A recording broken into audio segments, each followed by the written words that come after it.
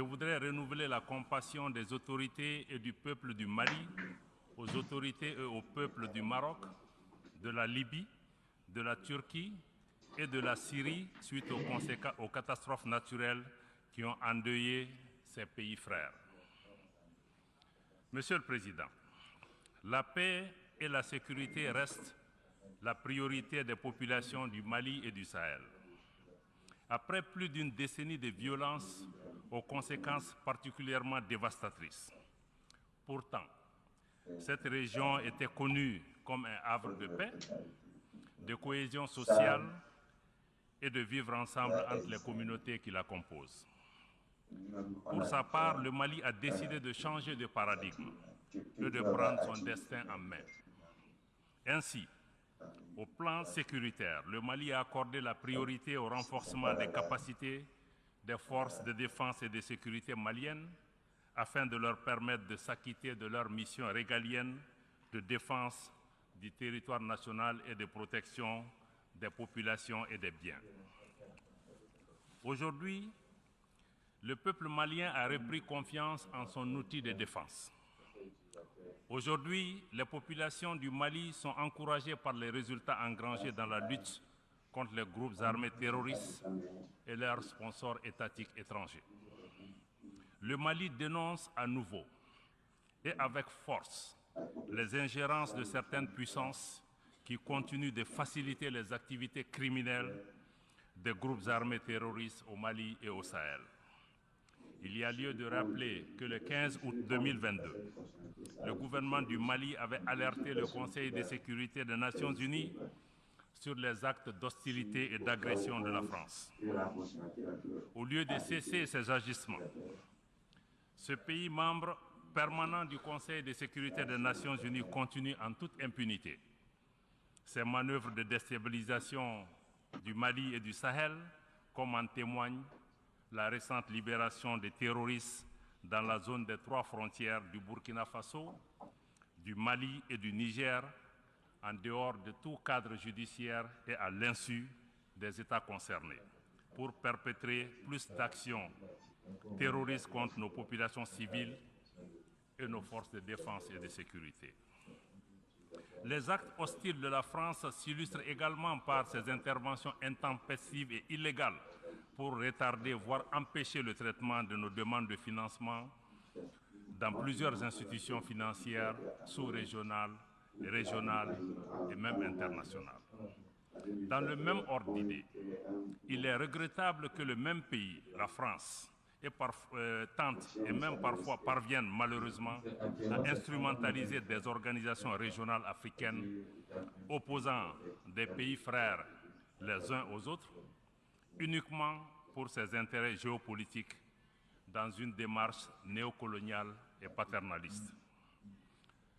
Monsieur le Président, le Mali est conscient du fait que l'action militaire seule ne suffit pas pour enrayer de manière durable les défis complexes liés au terrorisme et à certaines problématiques de la gouvernance du pays. C'est la raison pour laquelle le gouvernement s'est doté d'une stratégie intégrée qui comprend les réformes politiques et institutionnelles, le volet développement, la prise en compte des préoccupations spécifiques de la jeunesse, des femmes, y compris l'emploi et leur représentation dans les instances de décision au niveau local et national. Pour créer les conditions permettant de réaliser les aspirations profondes des populations maliennes au changement, le gouvernement s'est engagé dans la mise en œuvre de réformes politiques et institutionnelles nécessaires à la refondation de l'État. Participe de cette dynamique l'organisation réussie le 18 juin 2023 du référendum sur la nouvelle constitution du Mali, adoptée à plus de 96%. Sa promulgation par le chef de l'État le 22 juillet 2023 consacre l'avènement de la 4e République du Mali.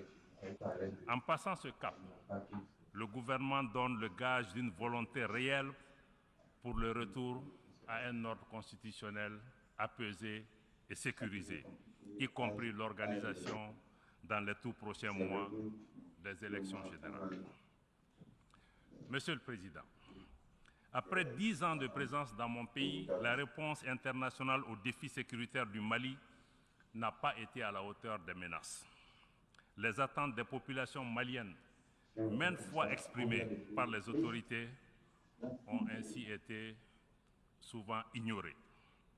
La mission des Nations Unies au Mali, MINUSMA, n'a pas été en mesure d'aider le Mali à rétablir son autorité sur l'ensemble de son territoire, en dépit cependant des moyens importants investis en elle ces 10 dernières années.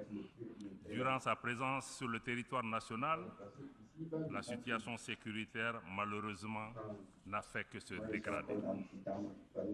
L'insécurité qui était cantonnée dans les régions du nord du Mali au moment du déploiement de la mission des Nations Unies en 2013 a atteint les régions du centre et du sud. Cette propagation de l'insécurité est fort heureusement en cours de fléchissement grâce au succès indéniable remporté sur le terrain par les forces armées maliennes, malgré les défis inhérents à ce type d'opération.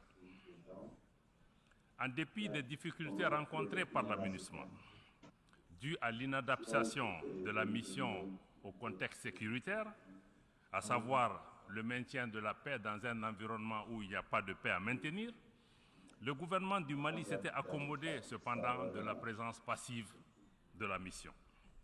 Cependant, il était devenu inacceptable pour le gouvernement du Mali de laisser la MINUSMA continuer à devenir partie du problème en aggravant les tensions entre nos communautés à travers l'instrumentalisation de la question des droits de l'homme à des fins politiques et servant ainsi des agendas extérieurs de pays hostiles au Mali. C'est ainsi qu'après une évaluation exhaustive, le gouvernement du Mali a demandé en juin 2023 le retrait sans délai de la MINUSMA et nous sommes heureux que le Conseil de sécurité des Nations Unies ait accédé à notre requête. Le gouvernement du Mali travaille avec la MINUSMA en vue de son retrait ordonné, coordonné et sécurisé, et c'est dans le délai imparti du 31 décembre 2023. Conformément aux dispositions pertinentes de la résolution 2690 adoptée le 30 juin 2023 par le Conseil de sécurité. Le gouvernement de la République du Mali n'envisage pas de proroger ce délai.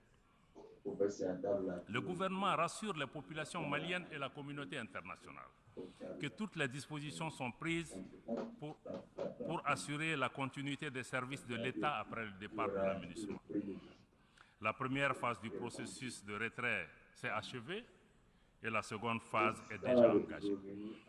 Certes, la MINUSMA n'a pas été capable de remplir son mandat, mais le gouvernement et le peuple malien restent reconnaissants pour les efforts et les sacrifices consentis durant les 10 dernières années au Mali. Je rends ici hommage à la mémoire de toutes les victimes, civiles comme militaires, maliennes comme étrangères tombées au champ d'honneur au Mali. Pour autant, le retrait de la MINUSMA ne signifie pas la fin de la coopération entre le Mali et l'Organisation des Nations Unies. Bien au contraire, mon pays tient à son appartenance à l'ONU et le gouvernement reste engagé en faveur des principes et des nobles idéaux de la Charte. De même, le Mali renouvelle son engagement à coopérer avec l'ensemble des États du monde qui le souhaitent et qui respectent les principes fondamentaux de la politique extérieure de mon pays. Dans une dynamique d'appropriation nationale, le gouvernement s'attelle à poursuivre la mise en œuvre efficiente et intelligente de l'accord pour la paix et la réconciliation issu du processus d'Alger avec nos frères des mouvements signataires qui le souhaitent.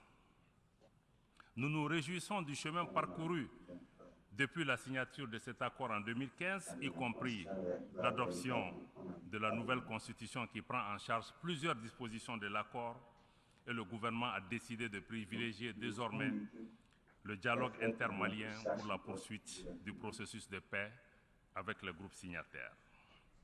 Le gouvernement est conscient des défis qui jalonnent le chemin vers la paix, à l'instar de la série macabre d'attaques terroristes perpétrées sans discernement contre les populations civiles, les éléments des forces de défense et de sécurité malienne. L'attentat sauvage et barbare contre le bateau Tombouctou et les assauts sur les camps des villes de Bamba, Gao et Bourem entre le 7 et le 12 septembre dernier illustrent la cruauté de ces groupes terroristes et criminels en bande organisée qui agressent lâchement des cibles comme les femmes et les enfants. Au nom du chef de l'État du Mali, du gouvernement et du peuple malien, je tiens à remercier toutes les nations amies et organisations internationales qui ont manifesté leur compassion et leur solidarité à l'occasion de ces événements tragiques.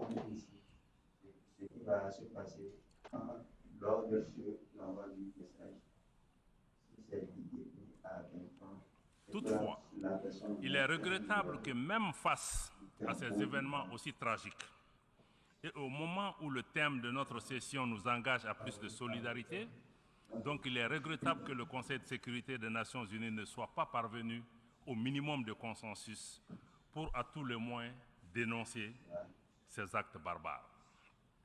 Malgré ces difficultés, ou mieux, en raison de ces difficultés, le gouvernement de la République du Mali est plus que jamais déterminé à exercer sa souveraineté, asseoir son autorité, toute son autorité sur l'ensemble du territoire national.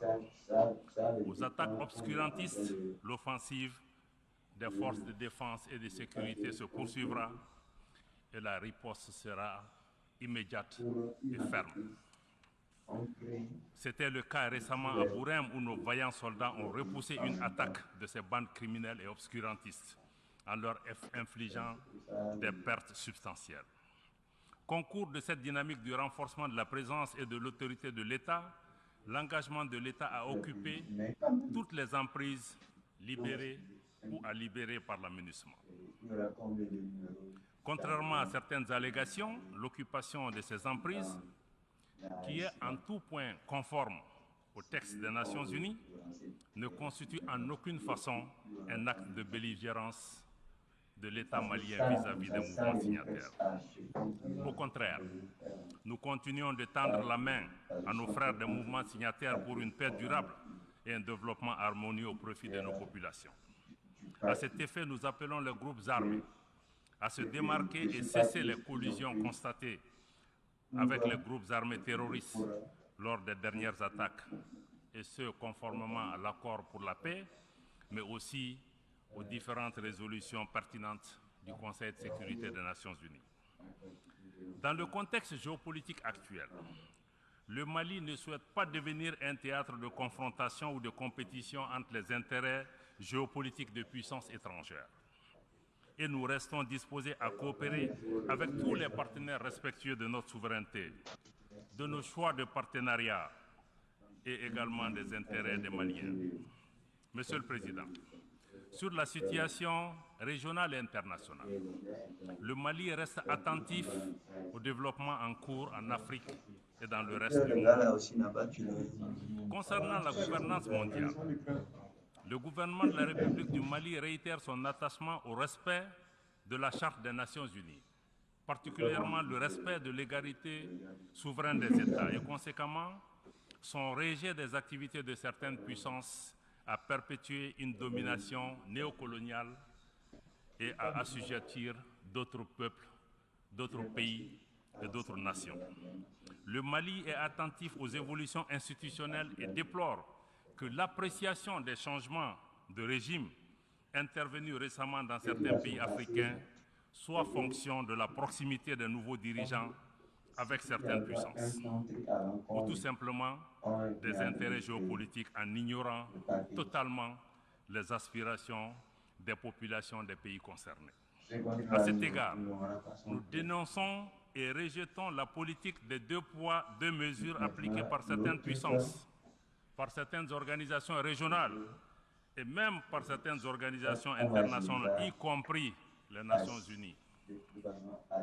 Cette incohérence et cette instrumentalisation ne font que décrédibiliser nos organisations aux yeux des populations et de l'opinion.